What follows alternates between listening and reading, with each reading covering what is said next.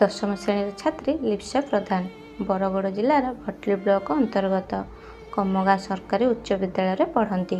ବୟସ ସିନା କମ୍, ହେଲେ ମନ ତାଙ୍କର ବଡ଼ ଓ ଆଶା ଅସୁମାରୀ।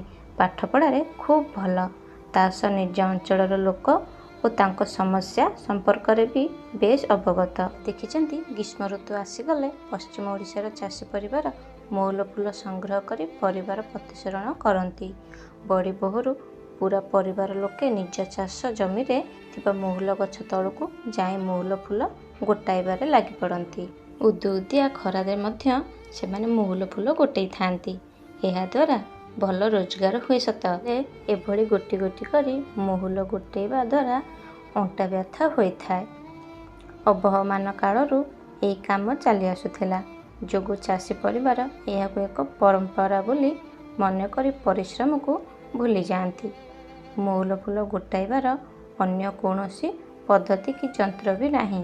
ଏଥିପାଇଁ କେବଳ ମହୁଲ ଗଛ ତଳେ ପଡ଼ିଥିବା ପତ୍ରକୁ ପୂର୍ବରୁ ପୋଡ଼ି ଦିଆଯାଏ, ଯେମିତିକି ମହୁଲ ଫୁଲ ତଳେ ପଡ଼ିବା ପରେ ଭଲ ଭାବରେ ଦେଖାଯିବ।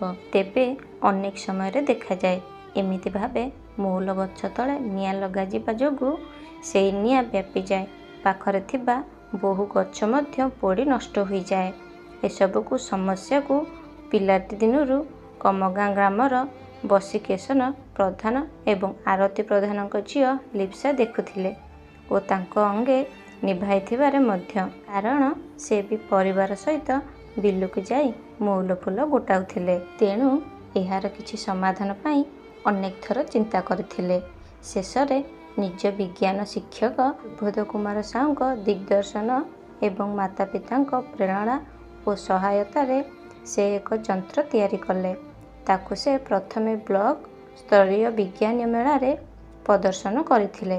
ସେଠାରେ ତାଙ୍କର ସେହି ପ୍ରୟାସକୁ ସମସ୍ତେ ପ୍ରଶଂସା କରିଥିଲେ।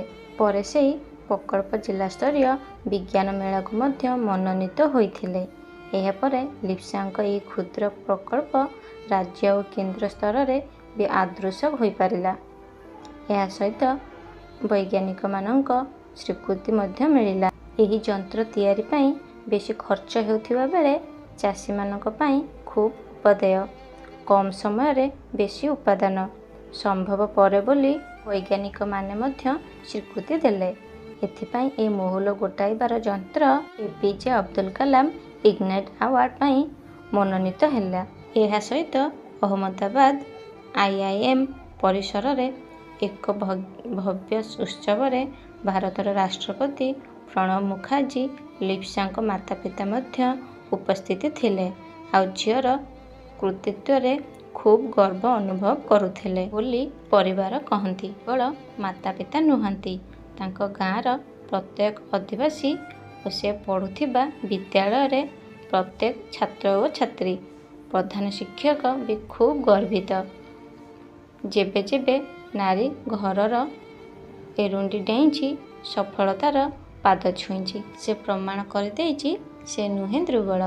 ଆପଣମାନେ ଏହି କାହାଣୀରୁ କ'ଣ ଶିଖିଲେ ମୋତେ କମେଣ୍ଟ ମାଧ୍ୟମରେ ନିଶ୍ଚିନ୍ତ ଜଣାଇବେ। ମୋ ଚ୍ୟାନେଲରେ ନୂଆ ଥିଲେ ସବସ୍କ୍ରାଇବ୍ କରିନେବେ।